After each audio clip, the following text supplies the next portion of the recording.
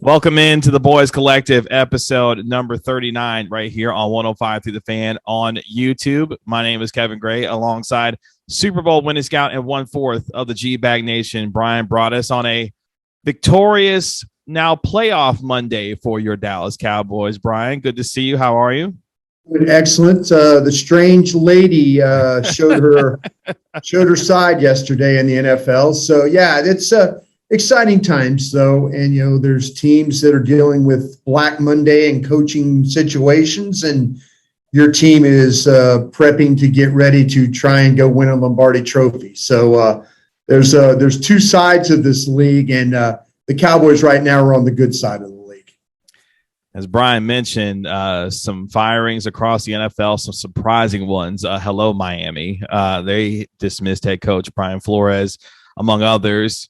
Ryan Pace, the general manager of the Chicago Bears, he is out along with Matt Nagy. Mike Zimmer, the head coach of the Vikings, out alongside GM Rick Spielman as far as the Vikings are concerned. So a difficult day as far as the final day of the regular season that leads into that Monday when coaches and GMs could be and are fired. And unfortunately, that's happened again today for several coaches. But for your Cowboys, they now are officially in the tournament. Their wild card opponent will be the San Francisco 49ers, who will come to town. Make sure you subscribe to 105 Through the Fan here on YouTube, and also find us on Twitter, Facebook, and Instagram at 105 Through the Fan. And of course, subscribe to all things on 105throughthefan.com as well.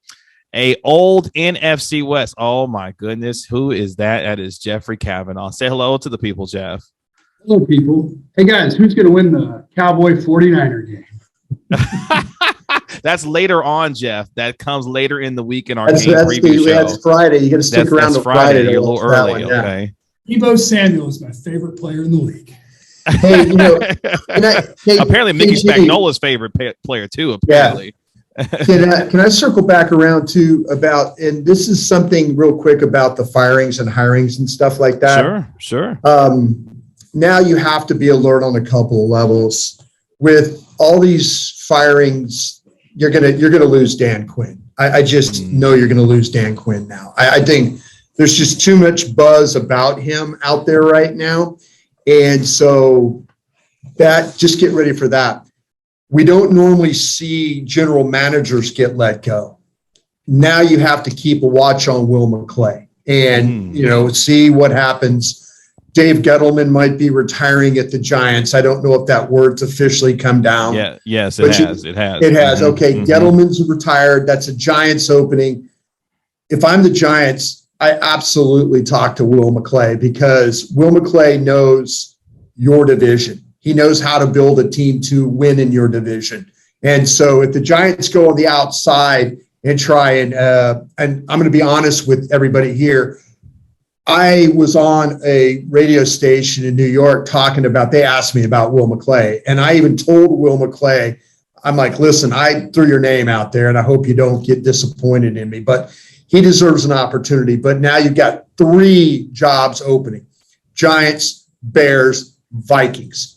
All those teams are going to want to probably talk to Will McClay, and especially I would say the Giants, because again, it's a division opponent. He knows how to build a team that wins the division. He's been here when they've had success winning the division. You have to know the league.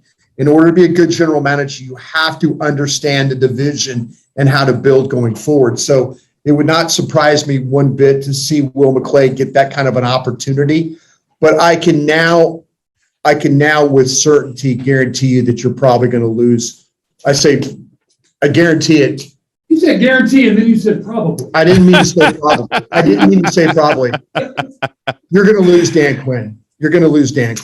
There's just too many openings, and he's too highly respected in the league. The more you dig in on that, again, I don't want to use the word probably. You and Jeff are absolutely right.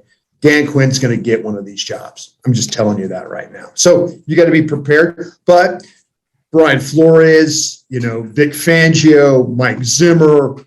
Let's see what happens with Joe Witt, George Edwards. There's some quality replacements if Dan Quinn does, I say it again. Not if. When Dan Quinn moves on. And you mentioned I keep having to remind myself of this. Yes. Vic Fangio also out as head coach of the Denver Broncos after 3 seasons. So there are plenty of jobs open. The Cowboys and the massive success that they've had this year, that means that teams will be looking at your assistants and your player personnel folks who may have opportunities to do so, as you mentioned, with guys at Will McClay. But none of that matters right now because the Cowboys are trying to do something that they haven't done in over a quarter century, which is try to win a Super Bowl. And one opponent that has thwarted them in the past gets to come to AT&T Stadium this time around, and the San Francisco 49ers, by virtue of them beating the Los Angeles Rams on Sunday, they won and got into the playoffs, which means the Cowboys are now the 3 seed and the San Francisco 49ers are the 6 seed. So the Cowboys got a little bit of help that we had described on Friday's show about some of the playoff scenarios that they needed to try and move up.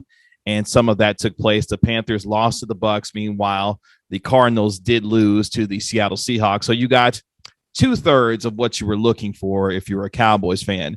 Let's just start there quickly.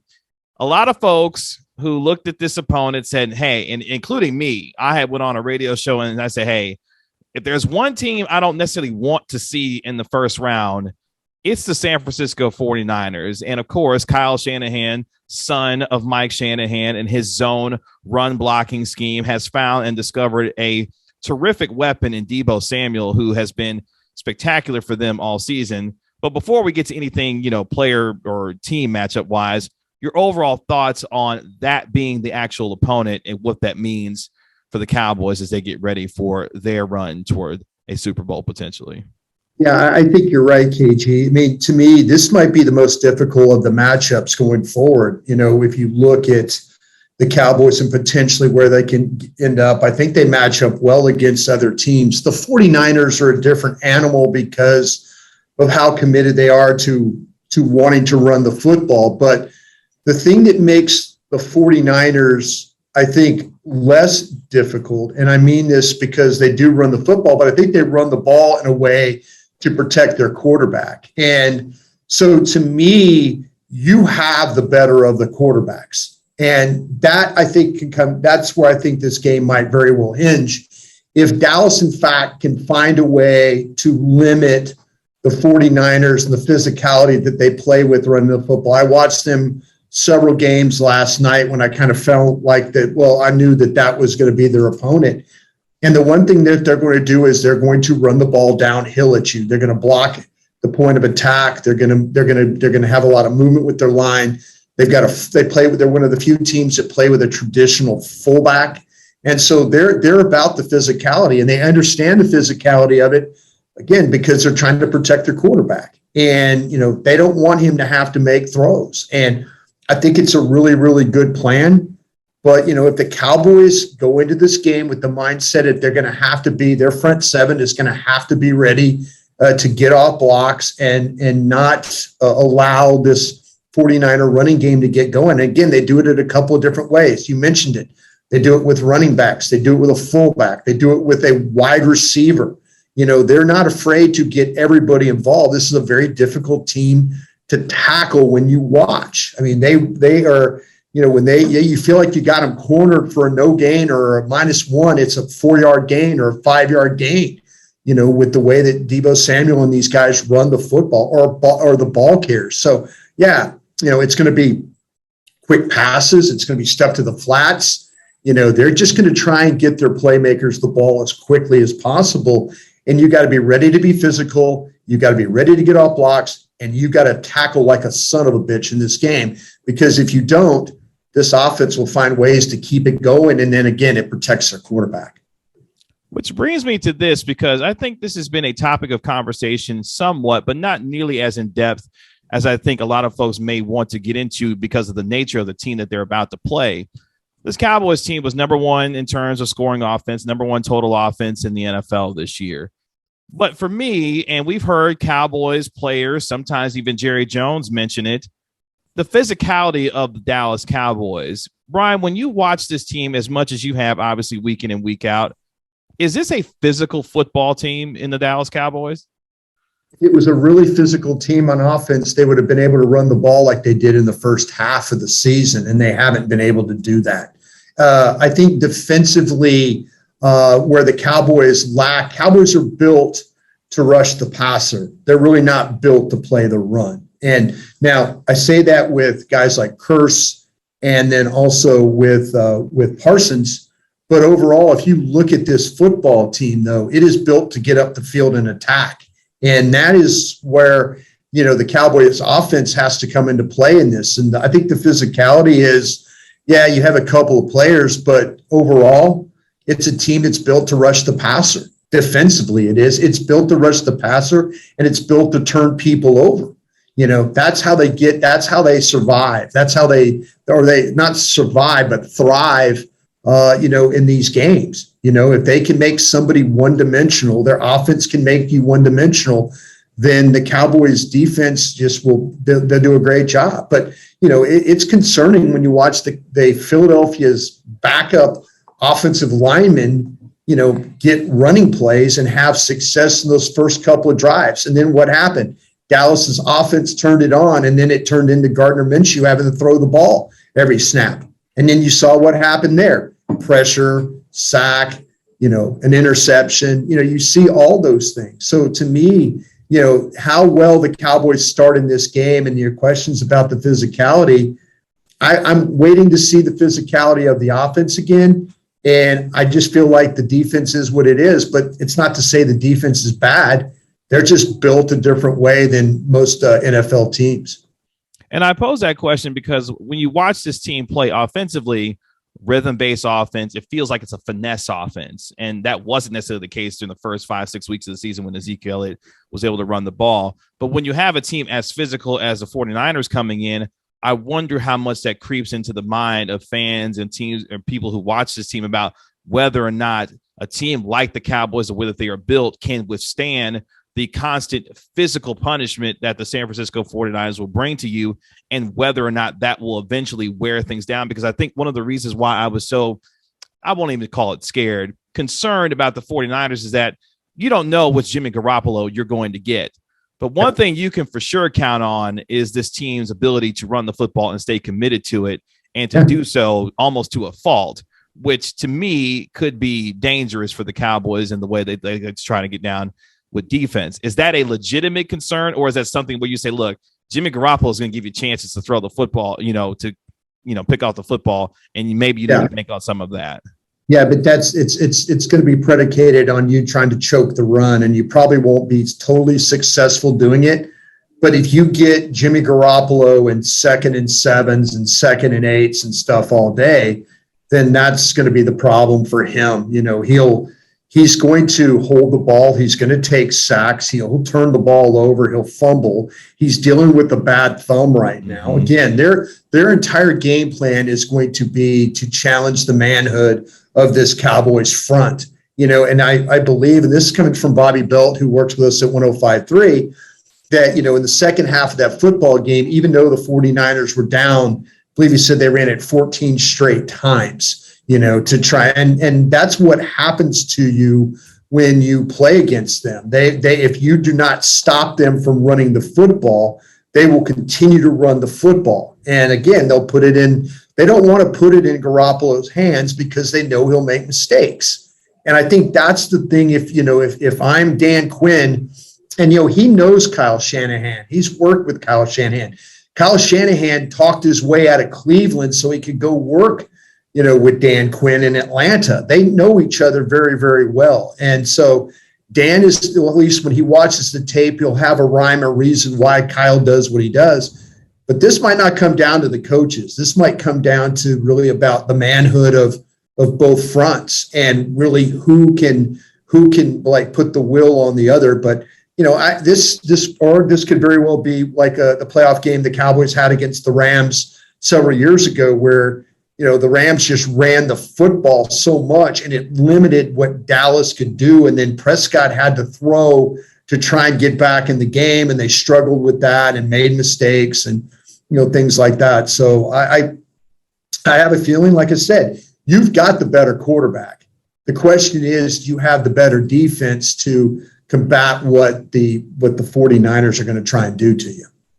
One player who did not play in the season finale for the San Francisco 49ers, who I imagine will be available on that offensive line is Trent Williams, Trent Williams. one of the best in the National Football League. That will give that defensive line, specifically guys like Randy Gregory, fits potentially. Well, this is, and it's funny, this morning on Twitter, I brought that up, and Trent missed the game because of an ankle injury, and we'll see what happens during the week. I'd like to believe he's probably going to play, in this game. I mean, that game yesterday was important. That was a win or go home game. So he might be in a bad shape right now.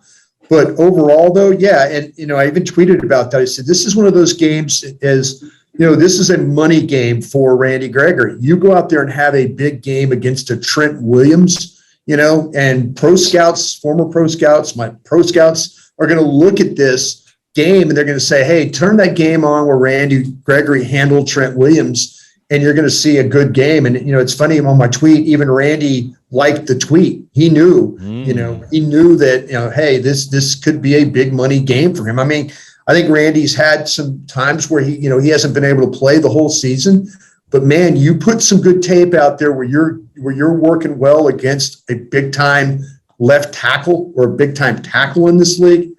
That is a big feather in your cap as well going forward. The Cowboys finished their regular season at 12-5. They win the NFC East. They finished third as far as the NFC playoffs are concerned and get ready to host a playoff game. Let's do a quick small autopsy of this football team, a team that at times looked dominant offensively in the first half of the year, a team defensively that came and turned it around in the second half to be one of the best in the NFL in terms of third down defense, in terms of taking away the football, interceptions galore. They're the first team in NFL history to have a 4,000-yard passer, a 1,000-yard wide receiver, a 1,000-yard running back, a guy with at least 10 sacks, and a guy with at least 10 picks. Never been done before in the history of the National Football League. A lot of gaudy numbers for this team, who also set a franchise record in terms of points in a season this year, and a team that at times looks like a dominant potential Super Bowl team and other times has looked like a team that couldn't get potentially out of a first round. Who is this team based on what we've seen now for the totality of the season? Or is that just a ridiculous question that has too many complicated layers to it? I mean, you have to try and answer these questions. You really do. I mean, you can't just say, oh, well, it's this or that. I mean, I really do think you have to try. I want to believe that it's a football team that at times has struggled to get their most important weapons open, that teams have been able to kind of shut them down in a couple of different ways. And the points and stuff. I mean, I think Philadelphia, the game the other day I think he took advantage of a defense that, was backups, but that's good. I mean, you saw what the offense is capable of when you start to, get Coop involved, when you get CD involved, Cedric Wilson, I think, has stepped in and he's going to do a nice job for you. You get the tight end involved, the line, there was protection. The quarterback looked confident throwing the football. He actually made some throws where it felt like he anticipated where the receivers were going to be and let it fly. And so those are all positive things that you can say. And that's what you want to see. That's what the offense is capable of. I mean, in the scouting world, I was always taught this. If you see it one time, you could see it again. And so, the thing that has to worry you, though, is against a really good front seven is, can you run the football well enough to take the pressure off the quarterback? I don't think it wants to be a game. The stat line that Dak Prescott had the other night for him is the absolute perfect stat line for, the 5 touchdowns is rare and all, but the stat line was perfect for Dak. And that's kind of what you need.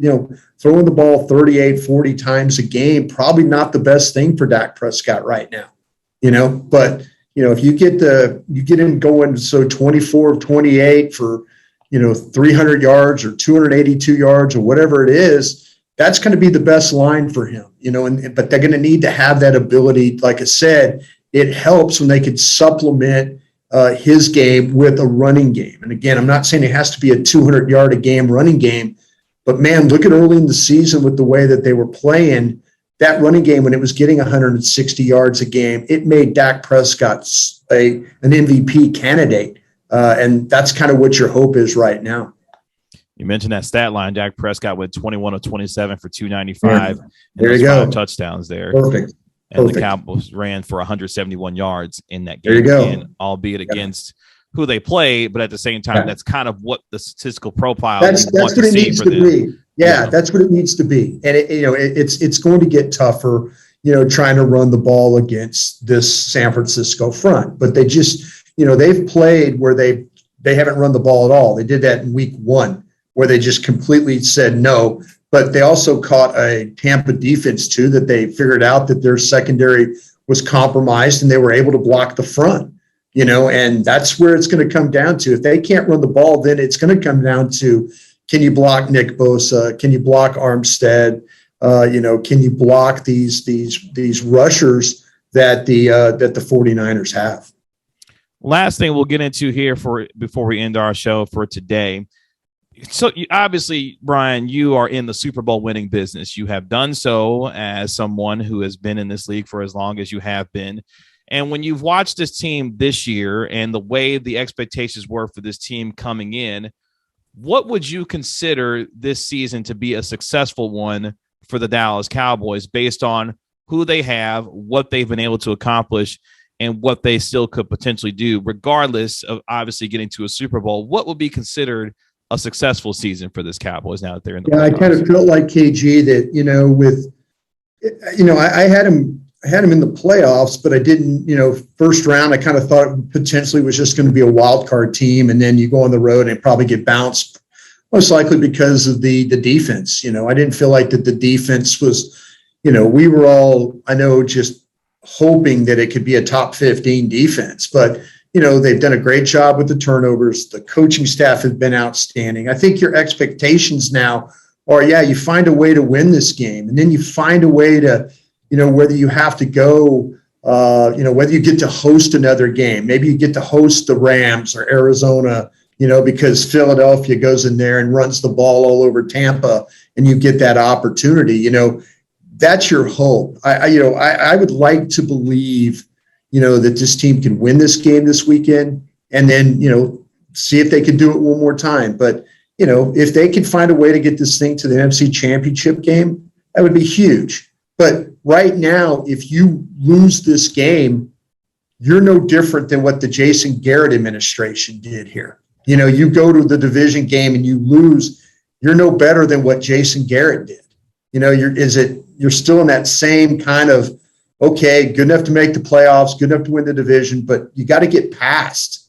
You got to get past that division game. And again, my expectations coming in weren't huge, but right now, I think if Cowboy fans, you really, really believe in this team, if they could get to the NFC Championship game, I think that's a very successful season.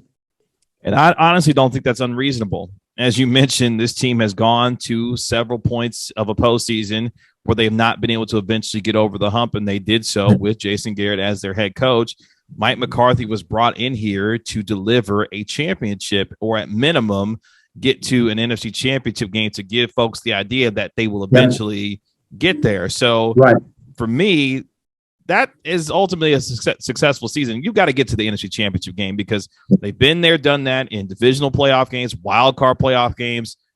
This team needs to be able to show that it can at least get to a point where they can be believed to be a championship team. And if that's the case, then I believe this team is headed in the right direction, regardless of the personnel that they may lose.